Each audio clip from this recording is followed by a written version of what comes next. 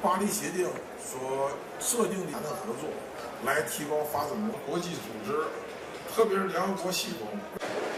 Your Excellencies, ladies and gentlemen, Bulanaka, Guten Morgen,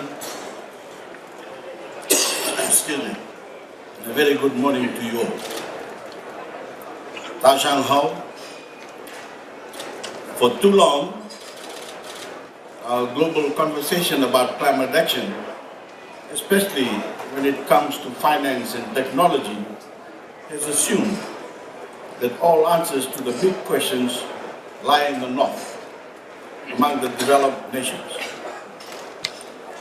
While we have concentrated political and diplomatic effort to move finance and technology from north to south, the fact is that in the real economy, technology, finance, and human resources also move from south to south in very large volume. Many of these resources are being supplied by China, but there is a very long list of countries in what is called the Global South that make significant contributions to the economic development of other nations in the South. There is no time to mention them all here, but these contributions are extremely important. Looking ahead, China's Belt and Road strategy is a massive infrastructure investment in the future global economy. And if Belt and Road can be a model of green finance, properly taking into account climate change, it will be a very positive contribution to tackling the scale of the climate problem. In India, if the present remarkable development of solar power continues, there is a good chance that coal consumption will decline.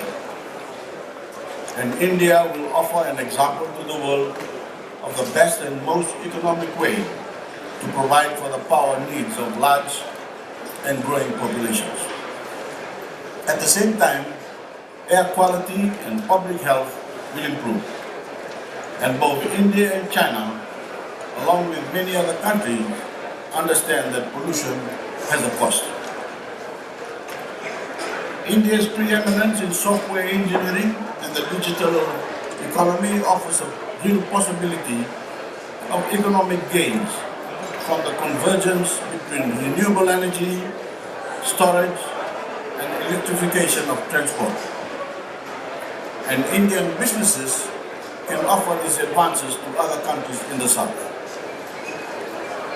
Friends, modern infrastructure will have to be both resilient to climate change and clean, whether it is new energy and transport systems or efficient buildings and communication networks that assist the digital revolution.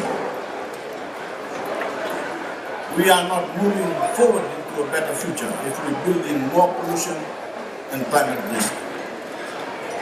To its credit, China's ability to plan, innovate, and deliver affordable renewable energy has had a beneficial impact on the world. For instance, access to affordable energy in Africa is now possible for people who have never had it before, thanks to what has been achieved in China.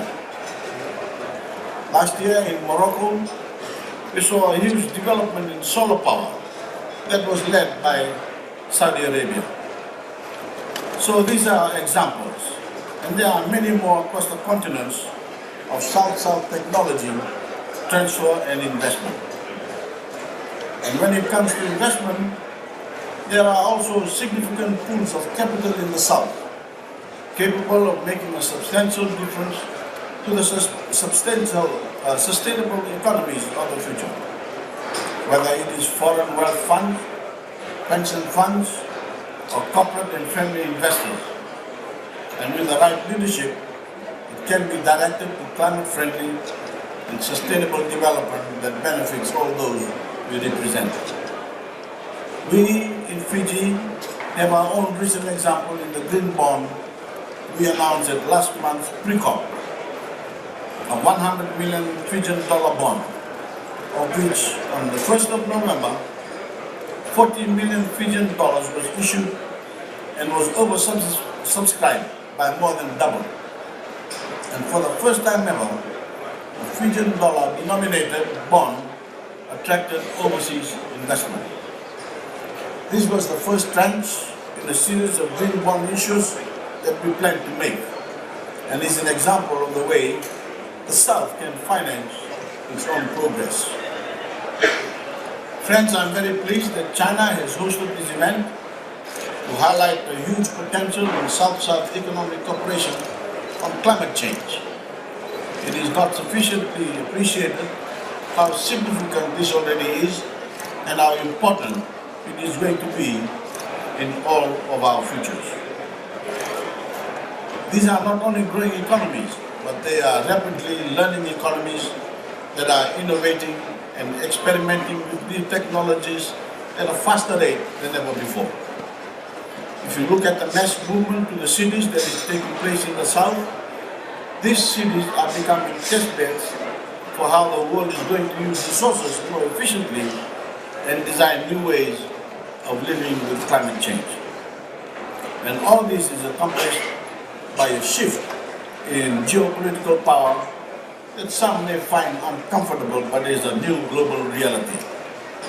So we should all be paying attention to this event and this theme, and we look forward to hearing from the other speakers.